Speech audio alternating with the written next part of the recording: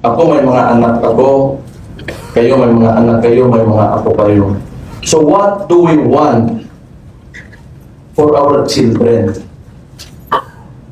Kasi sa nangyayari ngayon, pag nagpatuloy ito, could you imagine kung anong klaseng bansa our children will grow up in?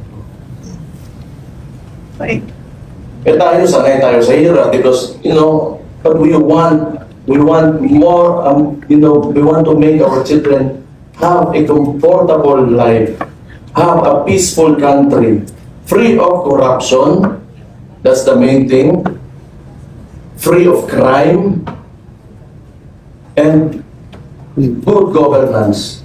It doesn't have to be perfect. Wala naman talagang perfecto sa dito. But policies in government, the direction of a government should benefit the majority of the people. And what is happening now?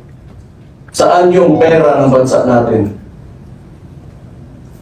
Even the President himself, si BBM, last year, if I remember correctly, August, nagpalabas siya ng mga contractor kuno that who were misusing the funds of the government. Kaya ano nangyari ngayon, pumutok sa mukha niya.